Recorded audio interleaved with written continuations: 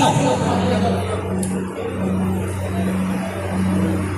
तो ये जो जब लड़ाई लड़ने का अवसर आया तो संविधान की किताब दिखाने वाले वो अपने घर में बैठ गए और वो कांग्रेस पार्टी तो इतनी चालित निकली राहुल गांधी की पार्टी कि वो जो संविधान की पुस्तिका लिए घूम रहा है, जिन जिन राज्यों में उसकी सरकार थी उसने जो है उस वर्गीकरण को वहां मान्यता दे दिया।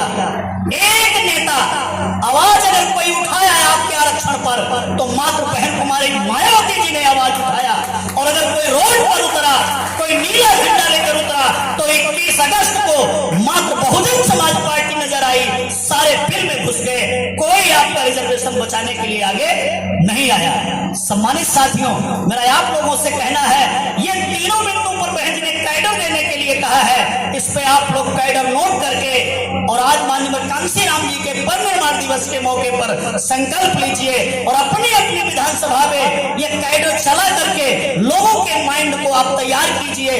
वर्तमान में जो बहुजन मूवमेंट है उसको लोग समझ सकें, उसको लोग मान सके। सम्मानित साथियों, माननीय कांशीराम जी ने कहा था मुझे ना बिकने वाला समाज बनाना है। सम्मानित साथियों, मेरा आप लोगों से कहना है, ना बिकने वाला समाज कैसे बनेगा? मैं कई बार कैडर में बताता रहता हूं, ये हाथ ऐसे रहेगा, ये हाथ ऐसे रहेगा। कांग्रेस के आगे 40 वर्षों तक ये हाथ हमारा ऐसे रहा, हमें नाली दे दो, हमें खड़ंजा दे दो, हमें बकरी दे दो, हमें सुअर दे दो, ये सब कांग्रेस पार्टी देती रही। वो माननीय कांशीराम जी आए, उन्होंने कहा कि ये मुट्ठी बंद करो। अब जब ये बंद हो जाता है तो ऐसे ही भूसा बन जाता है, जो देने वाला है वो अलर्ट हो जाएगा कि अब तो भूसा बन गया, पता नहीं क्या होगा, अब सावधान हो जाएगा, देने की आदत छूट जाएगी उसकी, देगा नहीं। फिर कांशीराम जी ने कहा कि अगर आप दिहाड़ी मजदूरी करते हो तो भी आपके पास 1 रुपया है, 2 रुपया है, आज तो 1-2 रुपया खत्म हो गया, छोटी इकाई अब 100 रुपया बन गई है, 10 रुपया तो कहीं कहीं देखने को मिलता है। छोटी इकाई आपका जो 1 नोट 1 रुपया था आज वो 100 रुपया बन गया है। अगर आप दिहाड़ी मजदूरी करते हो तो 500 रुपया मजदूरी मिलती है। सम्मानित साथियों, माननीय कांशीराम जी ने कहा कि ये जो हाथ ऐसे था, फिर इसको बंद किया, अब इस हाथ को ऐसे करना होगा। मांगने वाला देने वाला बन जाएगा। जिस दिन मांगने वाला देने वाला बन जाएगा उस दिन उसकी पार्टी बन जाएगी, उस दिन उसकी ताकत बन जाएगी, देने वाला परास्त हो जाएगा। और जो पहले हमें भिखारी बनाया, लाचार बनाया, वो परास्त हो जाएगा और हम दबे कुचले लोग अपनी पार्टी को चलाने वाले बन जाएंगे, हम राजपाट के मालिक बन जाएंगे। ये प्लान माननीय कांशीराम जी ने कहा।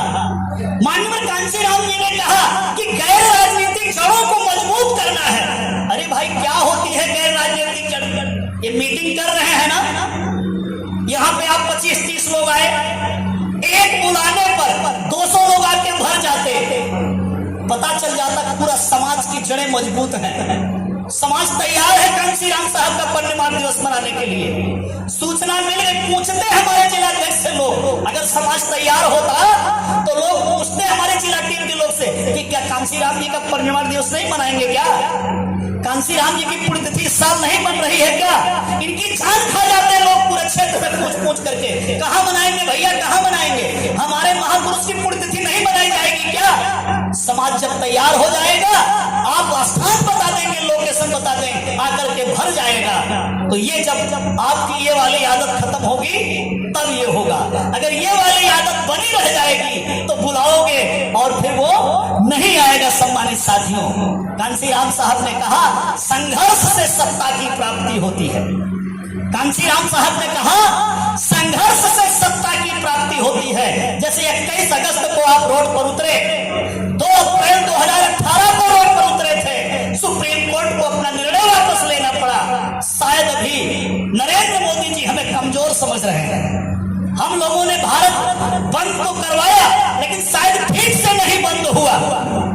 अब ये बात अपनी कमजोरी आप लोगों के सामने हम स्वीकार कर रहे हैं। मोदी जी के कान खड़े हो गए होते, कहीं कमजोरी हमारे में है।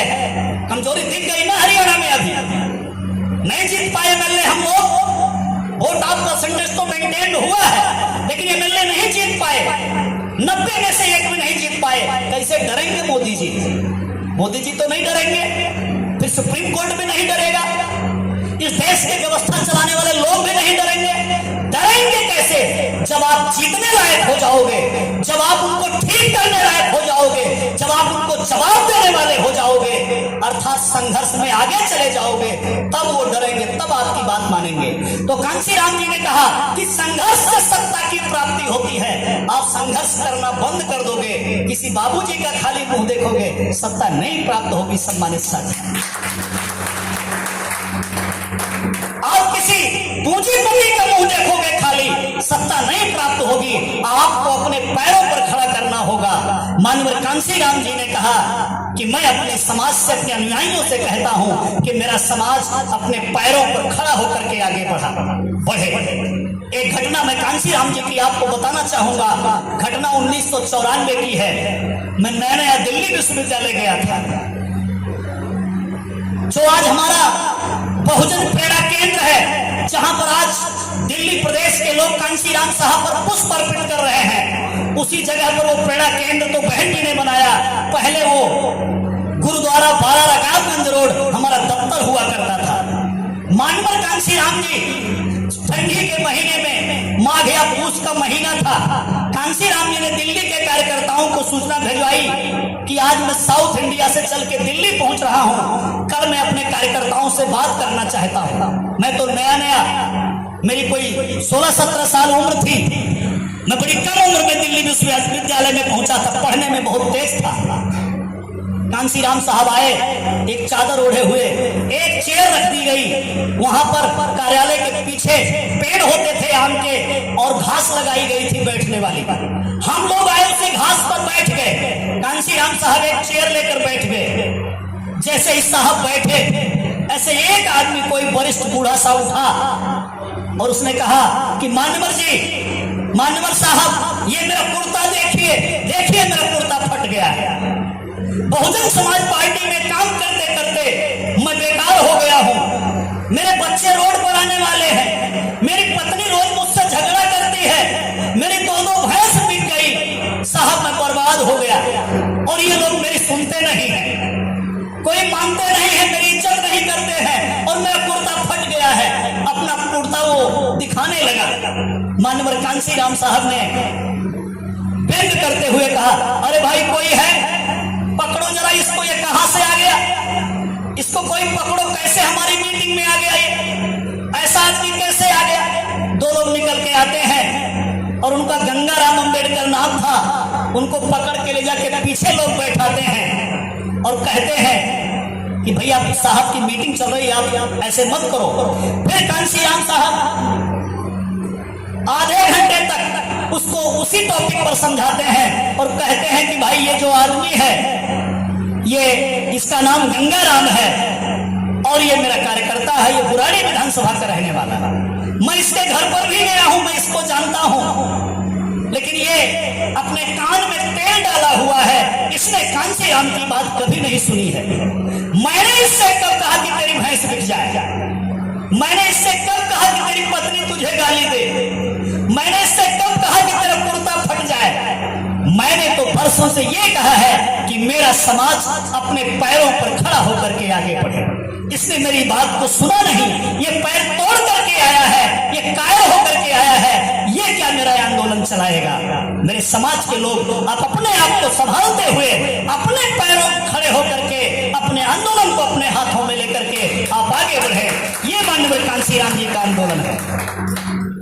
हमेशा किसी का चेहरा देखते रहने से आपका आंदोलन नहीं चलेगा।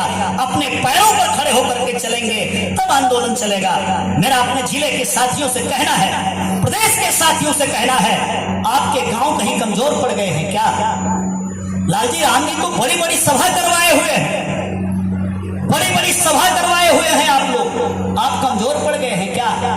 गांव के लोग चंदा देना बंद कर दिए क्या?